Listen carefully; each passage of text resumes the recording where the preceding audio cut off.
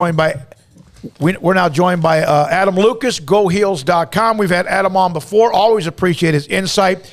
Adam, it seemed like it was just yesterday when they had that game at Cameron, and we had you on the week after that. But how about these two teams, the collision course, North Carolina, Duke? What's it been like this week as far as the fan bases? I think everybody's pretty stressed out, to be honest. Not the players necessarily, but certainly the fans. This just isn't something I don't think anybody really ever wanted to see. But now we're just a little bit over 24 hours from it happening. So most people around the country that aren't fans of either Duke or North Carolina would assume this is a dream scenario. You get to beat your biggest rival for a chance to win the national championship or play in the national championship game. But from what you're saying, this is not any scenario that any Duke or UNC fan would ever have drawn up on their vision board. I don't think so. I think because you might also lose to your biggest rival with a chance to play for the national championship and have to hear about it for the next 100 years. It's a game that hasn't happened in the past 60 or whatever of the NCAA tournament. Honestly, it is kind of surprising that it hasn't happened. I mean, these two teams have played in 38 Final Fours and never played each other. Really close, of course, in 1991, but that's as close as it's been. And it finally happened somehow. You know, Adam, I'm going to bring a personal note into this. Back in the late 70s, Nebraska, Tom Osborne, in football were always elite, but they couldn't beat Oklahoma. And Barry Switzer, of course, and his teams were great, and national championship or two that decade. And then finally one year, Nebraska, like in 78, Billy Sims was the running back, a Heisman Trophy winner. Nebraska beat them. And then the bowl schedule came out, and you never see this. They matched them up together to play in the Orange Bowl, and Oklahoma won that game. And it was almost like it took away the taste of the game that was on Thanksgiving Day. Would that feel the same way if North Carolina doesn't beat Duke, or even worse? I think it would be similar. I mean, I think the one difference being that was Mike Krzyzewski's last game at Cameron, and he's not going to get another one of those. So I think that's always going to be there. And I think it somewhat depends on what happens on Monday night. Whichever one of these teams advances, if they don't win the national championship, I think that takes a little bit of the sweetness off beating whichever one you beat on Saturday, because then all you did was you won the biggest game of the year, but then you lost the biggest game of the year 48 hours later. So there are a lot of variables in play this weekend in New Orleans. How much of these two teams changed at all since the last time they played less than a month ago? I think Carolina kind of gave us a window into what they were going to become in that game at Cameron, and they've been pretty similar since then. I think the big difference with Duke is Jeremy Roach. They had kind of said all year they didn't really have a point guard, and then it turned out they had one. They just had to play him. And he's made them better. He's been really good at getting to the basket, and that's something Carolina has not been good at stopping this year. So they're going to have to do a better job on that, and not just on stopping him, but on preventing him from pitching the ball out to A.J. Griffin and Paolo Banchero and all those shooters they've got standing out there around the three-point line. So he definitely gives their offense just a completely different dimension. You know, you always hear about the bench, how much depth you have. Really, North Carolina, we know they go one deep, maybe two, and then Duke doesn't go much deeper. Is this just going to be basically who has the best starting five? Well, if that's what it comes down to, Duke's going to win because they've got the best starting five, because they've got 5 or 6 NBA first-round draft picks sitting over there. I mean, they've got McDonald's All-Americans that they don't play. So I think it's not so much they don't have a bench, it's that they've chosen not to. Right. Carolina, as you said, Puff Johnson has gotten some play in the NCAA tournament. Dontrez Styles, of course, had the big few minutes against Baylor, but has been kind of inconsistent other than that. So I think if it's about pure talent, which honestly this has been the case all year, if it's about pure talent, Duke's got the most pure talent. And that's been the case now for several years. It's just a matter of if they put it together on the right weekend. Do you think Duke will try to muck it up and get a game like Baylor had and get rough, or do you not change your style and just go? I don't think that's them. I do think it'll be a physical game. I think it'll be interesting to see how it's called. I think Carolina would like to get Mark Williams in foul trouble. Duke would like to get Armando Bacot in foul trouble. I feel pretty sure Mike Krzyzewski spent this entire week telling Paolo Banchero, you somehow let Brady Manek guard you in the game at Cameron, and he hasn't guarded anybody all year. If you shoot a single 17-foot jump shot without driving the ball at him, you're in trouble. And so I would expect him to really take it hard at Manek and just see if he can either A, get him in foul trouble, or B, get some easy baskets. So Hubert Davis and the job he has done. Here we have Jay Wright, Mike Krzyzewski, and also Bill Self. Two of them are all of them are in the Hall of Fame. And then you have Hubert Davis, who is already off to one hell of a start. How much and how many were still somewhat skeptical of him, maybe even a couple of months ago when North Carolina was almost in a position they were not going to make the tournament? Was there ever any doubt he was the man? I don't think he ever had any doubt. But I certainly think, if you lose at home to Pittsburgh, then certainly there's some doubt because Pittsburgh's not a good team. And they made Carolina look bad that night. And it's been pretty remarkable what's happened since then. I think the national storyline has sort of turned into, well, Hubert Davis somehow magically did this by being positive and patting guys on the back, and he's Ted Lasso of basketball. But he's made some pretty good X's and O's adjustments, too. Carolina's not playing the same way they were back in January. They've added some wrinkles both offensively and defensively, and I don't think it's a coincidence that you don't see Dawson Garcia around anymore because I think there's a pretty clear dividing line there between how Carolina played with him and how they played without him. Who among Carolina's team, the ones who play, who is the most maybe overlooked or underrated? To me, it's R.J. Davis, although I know that's tough to say down your way because he was so good against Baylor. But I think most people nationally don't know him as well as they know, say, Armando Bacot or even Caleb Love. I think I could probably make the argument that R.J. might have had a better season than Caleb Love overall, but Love has definitely got more of a national name. R.J. Davis has done a bunch of or pretty much all of the ball handling since about late January, early February, and has basically been the point guard, but he's also capable, as you know, of getting 30 every once in a while. And the Tar Heels are going to need him to shoot the ball well because, honestly, other than that one game in the tournament, he really hasn't shot it well since the end of the regular season. Been dealing with a little bit of a hand injury, and Carolina's going to need some more consistency from the perimeter against Duke.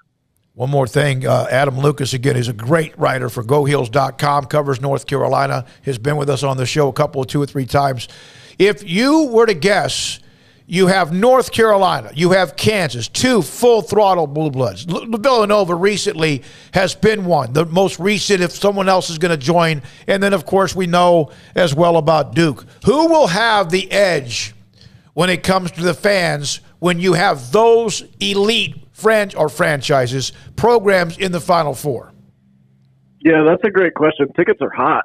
They've been about as hot as they've ever been for Carolina in this recent Roy Williams plus era.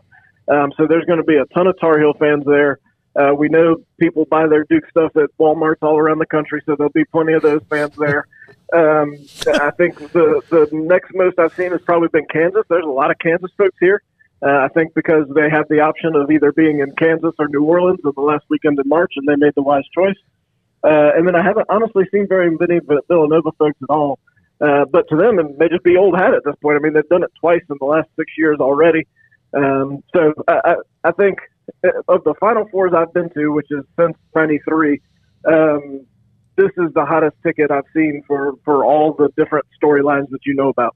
No question. Thank you, buddy. Have fun, Adam. We appreciate it. Thanks for your time. Thanks, guys. Adam Lucas, GoHeels.com. Armstrong Sims is, of course, a Baylor graduate, but we know what he thinks of Coach K and Duke, and we know he's a North Carolina lifelong, right? Born and raised North Carolina fan, but he wanted Baylor. But it's not a bad option that if they're going to get knocked out by your lifelong favorite team. How nervous? Armstrong, we're ticking down now. We're about 25 hours or so from the tip of the first game, Kansas and Villanova. Are you any different inside that gut, inside the sleepless nights than you were perhaps when you finally realized these two teams were going to meet in New Orleans? Yeah, It's getting pretty nerve-wracking. So Adam Lucas is he right on that? When Absolutely. That this is not something you not even with the win at Cameron, take that away. I don't think if you'd asked me, I would never want North Carolina and Duke to meet in the NCAA tournament ever.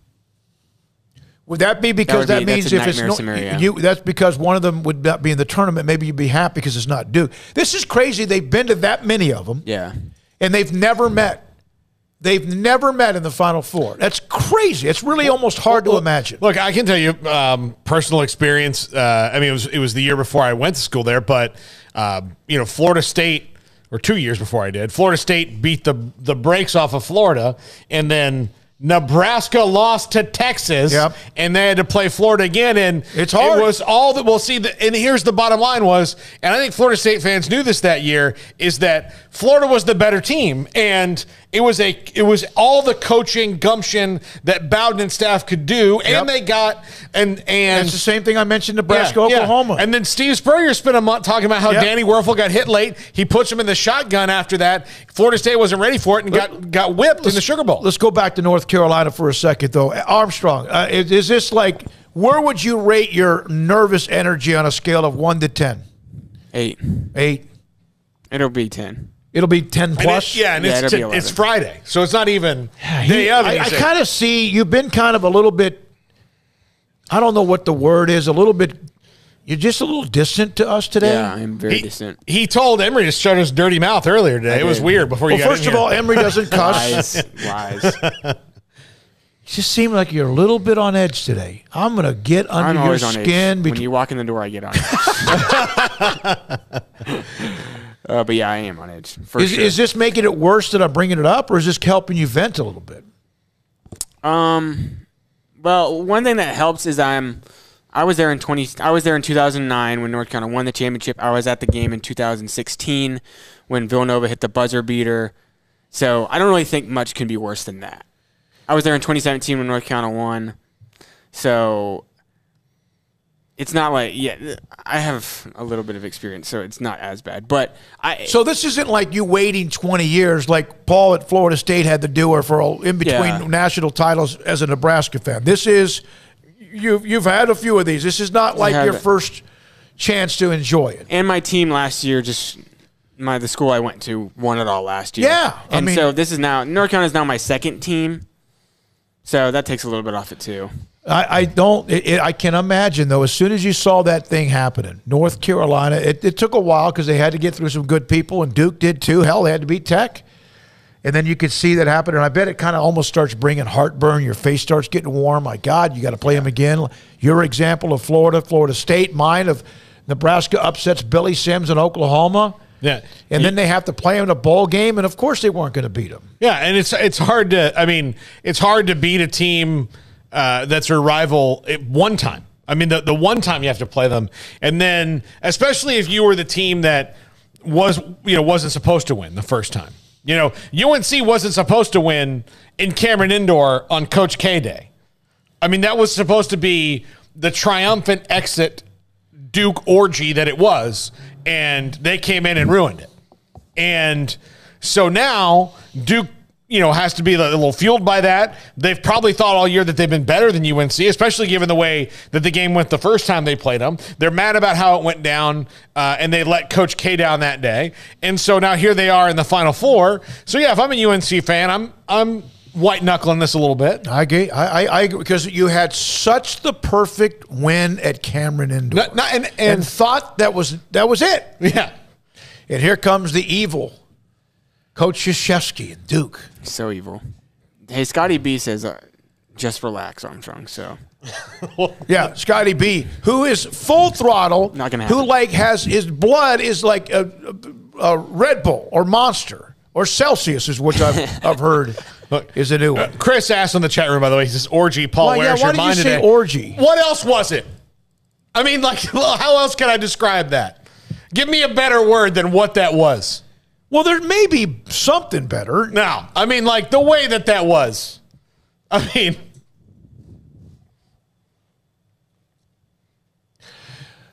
That silence. I'm sorry I went to that part. We're going to hear from Matt Tate, who's really good at covering Kansas. We'll have that here in the next segment. Let's see here. North Carolina, Chris saying that just needs to rebound and play tough D to beat Duke. Well, that's not what they do, though. I mean, they've been better lately, but that's not what they do because they only play five guys 98% of the game. Who is on the better roll among the four teams in the tournament? Duke, Carolina, Villanova, or Kansas? I got to say, I mean, North Carolina beat a 1 seed. Duke didn't have to. And I don't always just look at maybe if they vaulted through their conference tournament. Duke lost in the championship game, Virginia Tech. Kansas won theirs against Texas Tech. Villanova, I don't even know if they won the Big East. Kansas is because they won their conference championship, is on the longest roll of any of those teams. But